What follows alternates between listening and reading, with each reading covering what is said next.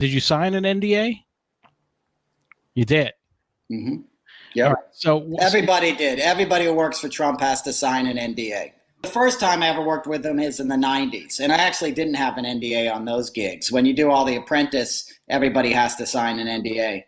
In the 90s, he used to, like the first time he did Miss Universe, all the cameraman, everybody saw how he behaved, and he would come out on stage. This will give you an example of how Trump operates.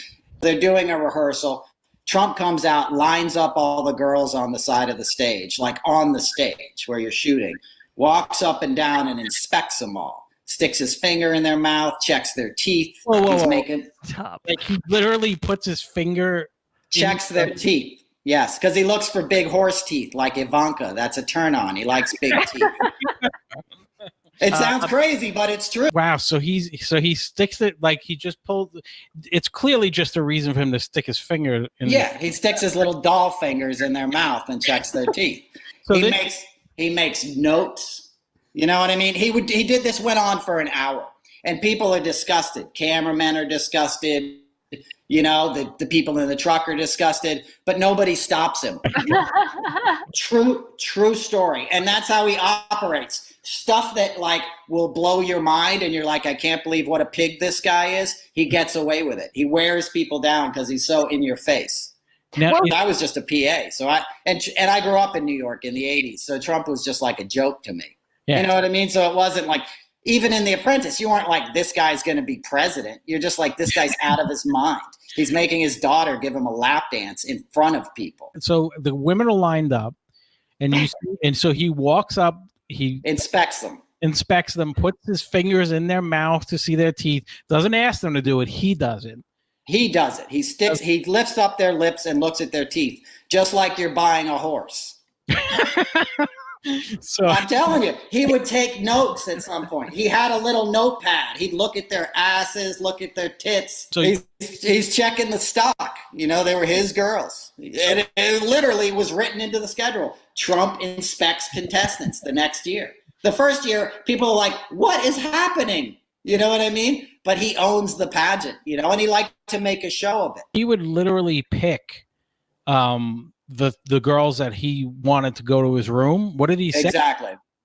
You and you. If you want to win, come up to Penthouse Suite. More or less. Hey, that's so gross. So you don't want to be the girl that Trump likes.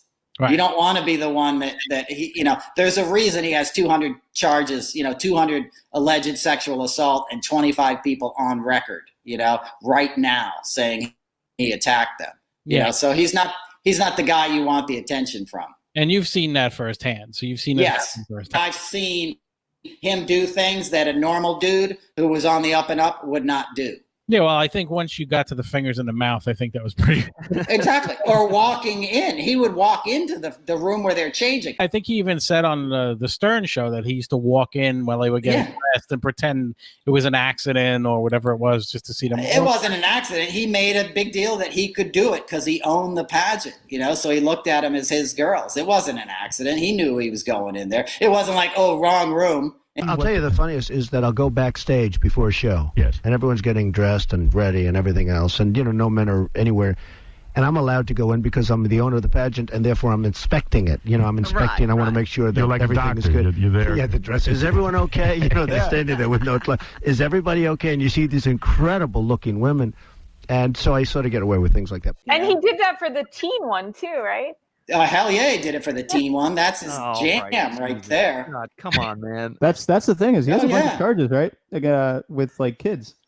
Yeah, 13-year-old girl. He was going to trial for a 13-year-old girl in Jeffrey Epstein's house. That's on record. You can watch her deposition. This is a comedy show. There's nothing funny about that. But he's on. It's on record of that.